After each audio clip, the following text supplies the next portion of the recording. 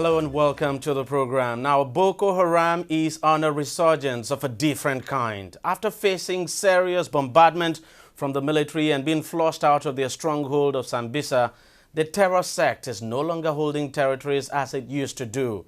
It has now gone back to a strategy it abandoned briefly some time ago, and that is bombings, mainly suicide bombings. In the less than 2 months that Muhammadu Buhari has been president of Nigeria, Boko Haram has carried out over 20 attacks, killing over 500 persons. Most of the attacks have been suicide bombings. The sect's new MO is to use young girls, some as young as 10, for suicide bombing missions. It's indeed a tough one for the new president, but he says he would bring the insurgency to an end. Last Wednesday, the Bring Back Our Girls group campaigning for the rescue of the missing Chibok girls met with President Buhari at the presidential villa, where they presented a 13-point demand to the president. Let's take a listen now to one of the leaders of the group and former Minister of Education, Obieze Kwesili, reeling out some of the demands.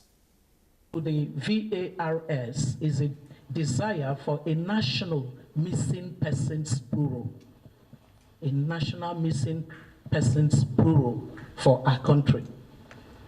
We also demand that Mr. President would set up a commission of inquiry for accountability on all that has happened in the Northeast, including especially the abduction of our Chibok girls.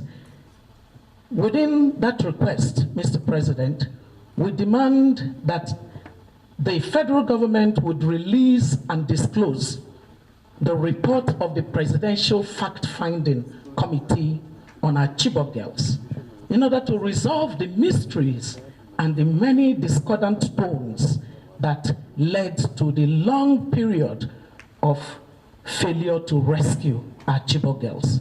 We also demand for a disclosure of the Presidential Committee on Security Challenges in the Northeast.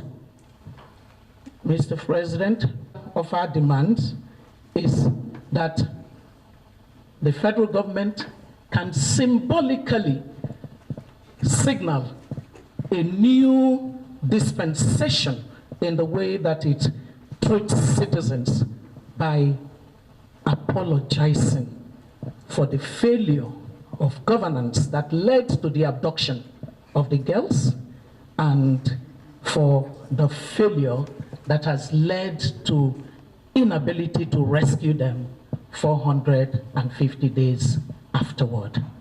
It's a symbolic gesture that goes a long way in building citizens' nation-state relationship. Mr. President, we also will have a colleague of ours present you a citizen solution document, a document that catalogs citizens' ideas of how the government can effectively amplify the efforts to counter insurgency in the country. We also have a demand that an accountability matrix with protocol, timelines, and milestones that would support the transparent execution of the counter-insurgency effort be established to reduce the level of suspicion with which the important agencies that embark on these efforts are viewed by wary citizens.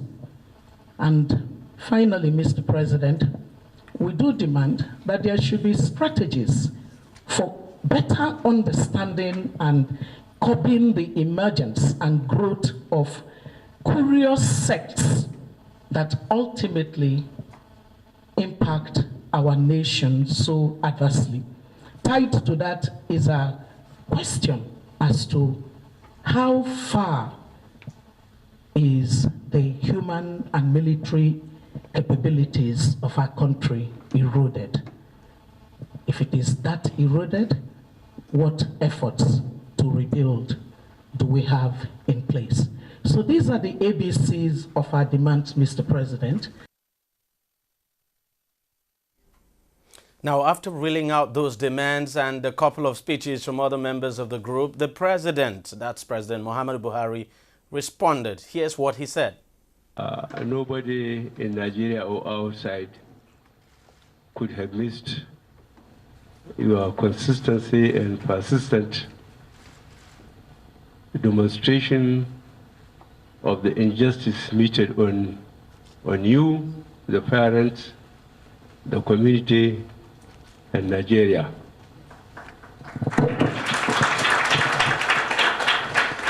I don't think representing the government and you, people of Nigeria, we can rationalize the government's incompetence in dealing with this issue. We only ask for your patience, and I'm impressed with the presentation by Mrs. Weiss, which is comprehensive enough and intellectually sound. But I will say, short of saying, I rest my case. Again, the leadership of Chibok community has made a comprehensive representation, as well as the leader of this group and the Reverend Father that represents the group.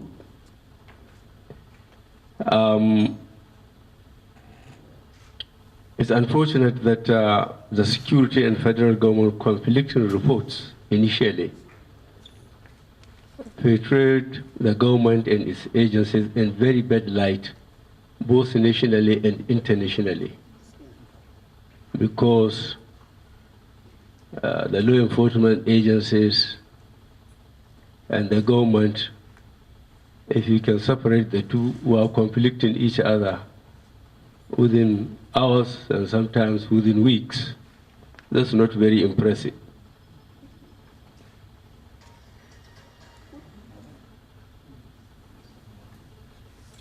The delayed and conflicting reaction by former government and its agencies, it's very unfortunate, as I said.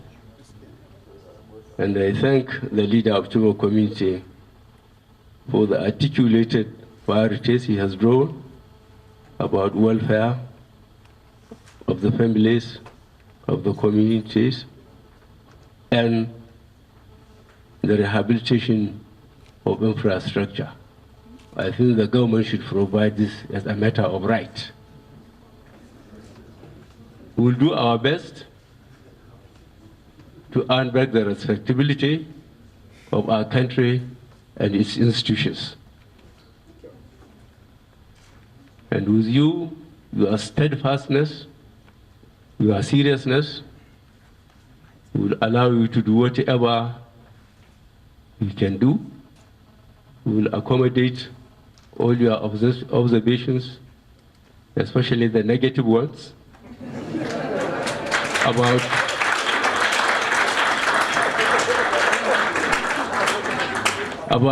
the performance of the government and its agencies. I thank you very much, Madam, for your aggression and your leadership. I assure you I'll continue to do my best. It is at the G7 that the leadership there asked us for our shopping list, which I'm still compiling. The military has done its own. It's again, other half, I'm waiting from the governors of the frontline states to submit their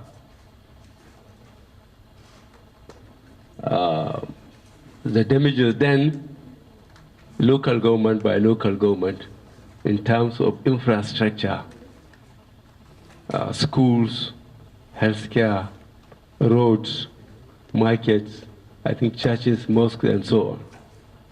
We are pleased that in the excesses of the terrorists, they have blown themselves. I think they have to change their names from Boko Haram to something else.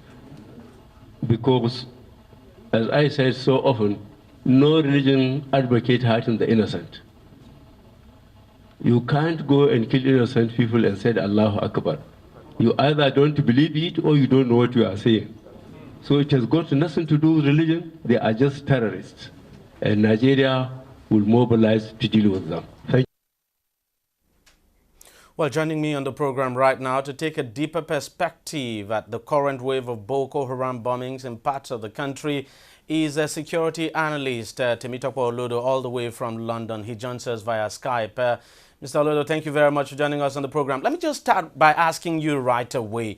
Tell me what your take is on this resurgence by Boko Haram. Of course, they are not holding territories, but they are wreaking havoc. Yes, exactly. They're not holding territories, but they're wreaking havoc. And the reason why they're holding, wreaking havoc, really, is because we have not actually perfected our containment strategy. Now, when you take a place, you need to be able to contain it. And it seems that the military have been quite good in the offensive, which is normally the work of the military, to carry out offensive, to go after the enemy. They're very good in that. But in terms of holding territories, that's not really the job of the military. Militaries were not actually created to be involved in internal security. That's the job of the police. And when the mapping, security mapping for the taking of the territories were being mapped out, part of the initiative that should be embedded into it is how the police and other security services will have helped to fill in the gap as the military advances, to ensure that civil liberty and every other infrastructures that need to be in place are put in place, and to ensure that people are in the right place at the right time and things are done properly in conjunction with the community. But that seems not to have been done effectively. So basically, I mean, we can actually say, look, it's not as if Boko Haram is in any way overwhelming the military now. The military is on top of its game. What is actually needed in this case is to bring in the other security agencies, so to speak, the police, as you've mentioned, of course, the SSS too, to do intel and all of that, to make sure bombs don't go off. Exactly, because we know, and I'm happy that one of the segments you played earlier was the meeting of the Bring Back Our Guests campaign with the president. We know that there are 10 million youths or children out of school in the north.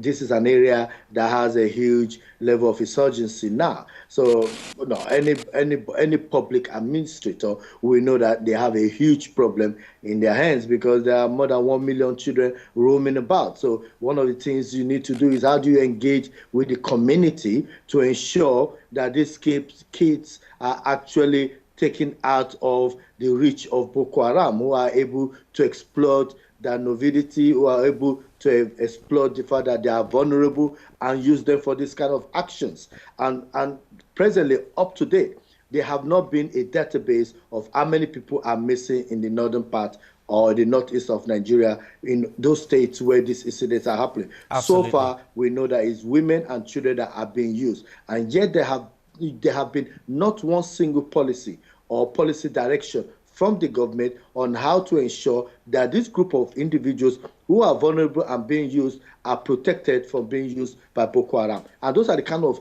effective initiatives that the government needs to put in place that will create community confidence and reassurance. Because if government come up with a policy that is targeted at those groups that Boko Haram is actually exploiting, the people will know that the government is working. I'm not saying the government is not working. All I'm saying is that they are not coming up with concrete initiatives which need to be embedded within the community, people-driven, that will ensure that this kind of actions of the insurgency is curtailed. Now, you did talk about that database of missing persons Yes. in the northeast of the country. Of course, the Bring Back Our Girls campaign group, now when they met with Buhari, actually brought up that issue, called for a national database of missing persons, especially in the northeast of the country. Why is that important? That is quite important, and we've been talking. I've actually raised this issue over 3-4 months ago, and actually when we met with Mr. President, we submitted a report in which we also mentioned the database, because okay, kids are blowing themselves up, and if as a parent I've lost my child, the appropriate thing for me to do is go to the police station and say, my child is missing for the past 24 or 48 hours. So the police could swing into action.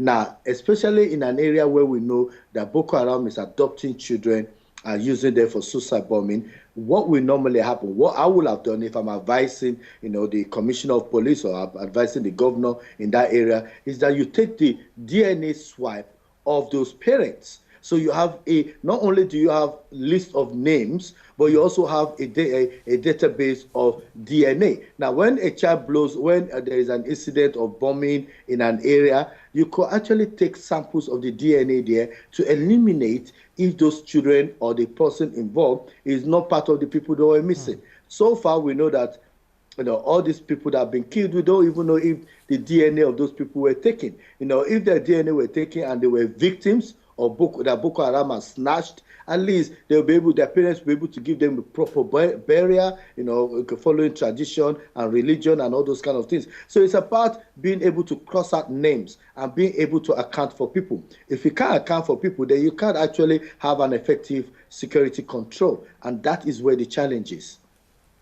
Absolutely, I agree with you, because the fact is that some of the girls, young girls that we understand Boko Haram is using to commit acts of suicide bombings. Now, we do not know these girls, and there are fears that some of the girls may actually be some of the Chibok girls that are still missing. But it's really serious. Let me ask you this. I mean, people have said the solution to stopping Boko Haram bombs from going off is intelligence gathering, and that it appears our intelligence community is not doing its job properly. That if the intelligence community was doing its job properly, then we wouldn't have this kind of situation. You should have a situation where, for instance, the intelligence community should be able to nip in the bud any kind of plot by Boko Haram before the bomb goes off. I totally agree, because anyone that works within the security service, especially that works in the Western world, like I've done within our familiar with this kind of environment, will be surprised that Nigerian SSS, Nigerian SSS in particular, have not been able to infiltrate this group. This group has been going on since 2002. They should have been able to plant somebody into that group. They should be able to know who these individuals are. They did not drop from the moon.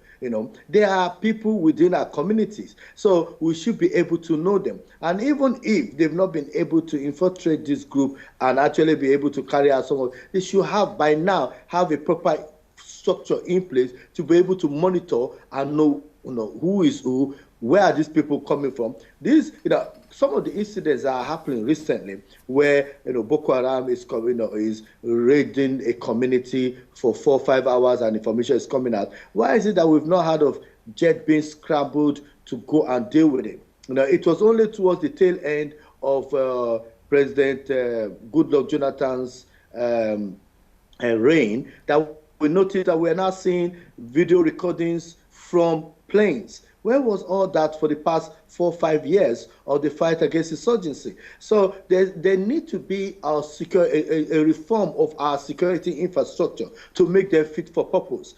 And it's not just about the way in which they are composed now. There need to be a complete radicalization of that group. They need to radically change them to be fit for purpose and fit for 21st century, because otherwise we will not be able to completely eliminate the Boko Haram sect, and that is not good for us. We don't want a situation where we round them up and then the sleeper cells go into into cooler and wait for another 2-3 years and wake up again and start committing havoc. So if we want to deal with them, we need to deal with them now and do it properly. Now, crucial to intelligence gathering is the fact that people need to inform. You need communities to be vigilant and for communities to report. You are based in London. We know it's a common practice, for instance, there that if people saw anything they found suspicious, the first thing they do is to call 911. But in this country, it's not the case. What do you think we need to do to begin to get people to report to authorities anything they find suspicious? Because fact is that most of these bombers actually live within the people. And so the people would know some of them, but unfortunately, they are not telling the authorities. In fact, I totally agree with you. But again, when you look at the infrastructure, security infrastructure and the way it's been created, and we don't have policing by consent in Nigeria. That's part of the problem. Because if you have neighborhood policing or community policing where the DPO brings together the landlords in the community and have discussion with them to say, I only have 300 policemen and we are concentrating on armed robbery and this, the community could say today, actually, the problem we have is more of people on bike doing ritualists or attacks from cultists. That is the kind of engagement that is lacking at the moment. If you look at around the world, the United Kingdom, United States, after the 9/11 incident in America, there was the 9/11 Commission report, which is available on the internet for anybody that wants to look at it. There's not a secret about it. It talks about the failings and talks about how it needs to be improved. When you looked at the 7/7 bombing in the UK, the report was out there for everybody to see. With the bombing in Kano, with the bombing in Jos, with the bombing in Lagos, with the bombing anywhere that you could think of, even the Yayam bombing, which was about a year ago, there have not been one single report that is in the public domain for the community to consume or for the public to consume. How then can you get the community involved when all the documents you have are so secretive that nobody could see it, nobody could know where the failings are? It's only where you know where there is a failing, you'll be able to correct it. So there is this system in place that hoards information, that doesn't share information. And that's the reason why the issue of the Boko Haram has continued to spread, because they're not working with the community. They're not telling the community the mistakes and errors they have seen so that the community will be able to know what to concentrate on. Until you do that, the community is helpless because they're not trained like our security services. They don't know what to look for, but it's only our security services that could tell them where the challenges are for them to be able to deal with. Now, let me ask you this question finally. What do you think that we need to be doing at the moment to stop, this Boko Haram attacks and probably end the insurgency? I think the federal government need to be given the strategic direction, which they started to do. But I think the states also need to have their own counter-extremism strategy. I didn't say counter-terrorism strategy, but counter-extremism strategy, where we come up with counter-narrative that is against the Boko Haram narrative. If you look at London, if you look at New York, if you look at Sydney, they all have their own counter-terrorism strategy. The governors need to sit down with the security services to say, what is it in my local area that is causing the spread of Boko Haram? How can we counter this? Use the intelligence and the expertise of people around. Use the community, use the emirs, use the community leader, use the youth leader to drive home on this message that Boko Haram does not favor Muslim, Christian, anybody. Is not for the poor, is not for the rich. It's against everybody. And when we have that collective approach to deal with it, and we decentralize the issue of counterterrorism at localized level, we will deal with Boko Haram once and for all. Just before I let you go, sorry, but just before I let you go, I want your take on this planned visit by President Buhari to Washington later this month to meet with President Obama. You think that's very crucial and crucial for us in this fight against Boko Haram? Yes, I think it's very crucial. I hope Mr. President will not be going there with the usual request for hardwares alone, but he needs to look at it from more of a holistic approach. I know that under the Goodluck Jonathan regime, there was a discussion about Nigeria having their own drones. Where do we get the technicalities, technical support to be able to bring up those those drones, so that some of these incidents that are happening, we'll be able to capture them from the air. How do we use the satellite effectively more to aid, or use technology more to aid? And more importantly, there are many Nigerians, and I say many Nigerians in the diaspora with security expertise, and we should be calling on the American government and the other government to say, release our people to us to be able to help us, because not only have they gained all these skills, just like Ngozi Owana and the others that were brought in for the economic aspect and cultural aspect, we have a lot of security people that have the expertise. Release them to us to be able to help us deal with this fight. And I know if it does that, it will be winning a goal. So Temitope Olodo, thank you very much for joining us all the way from London. Thank you very much for having me.